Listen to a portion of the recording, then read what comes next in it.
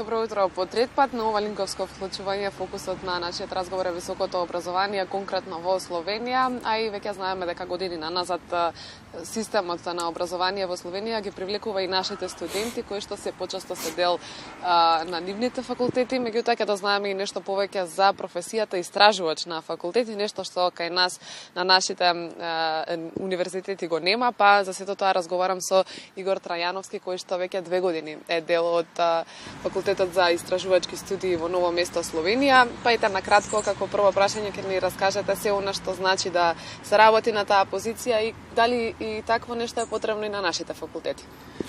Добро утро, благодарам на поканата. Се разбира дека е потребно.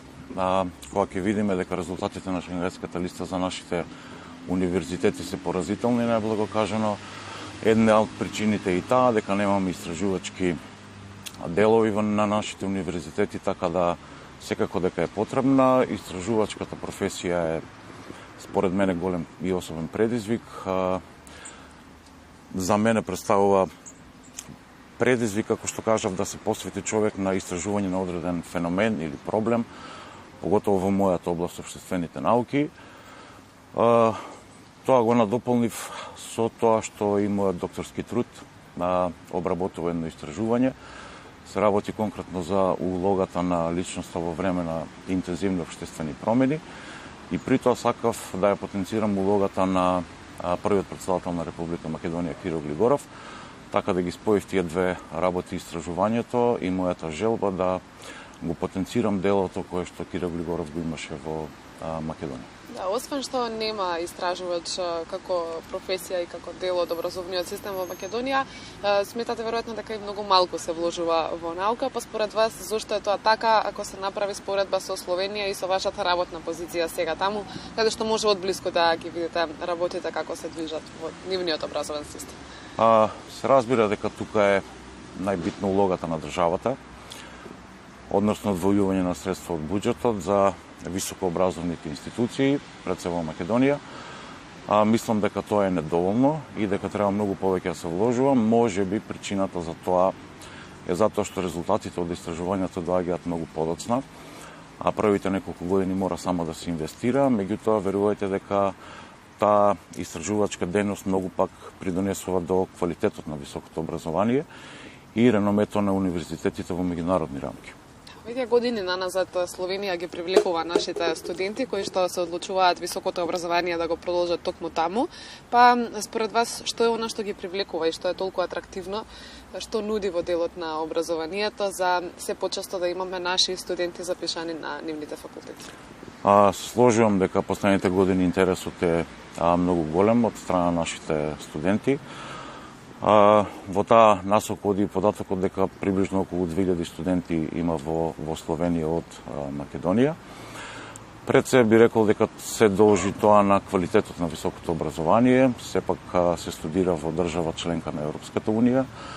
Како што кажав, има истражувачки центри каде што тие можат да се пронајдат понатаму во кариерата.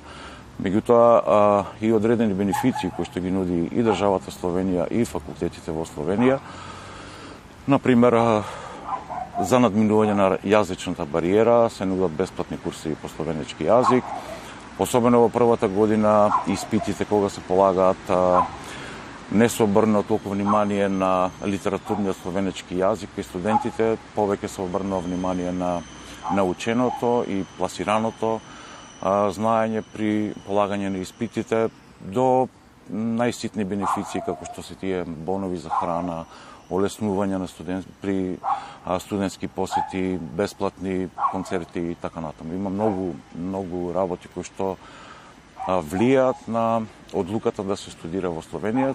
Се разбира тука одлуката и на помошта на родителите. Сепак мислам дека ние во Македонија, Словенија ја чувствуваме како држава со која што имаме блиски релации поради нашето минато во поранешната држава.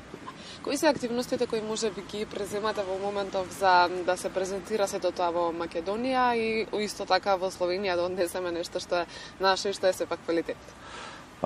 Така е, нашите студенти се ценети во Словенија, квалитетни студенти, барани студенти. За таа цел утре имаме со почеток во 19 часот во хотел Солун Имаме инфоден на кој што ќе представиме два факултета, факултетот за општествени науки од Нова Горица, факултетот за информатички студии од Ново место.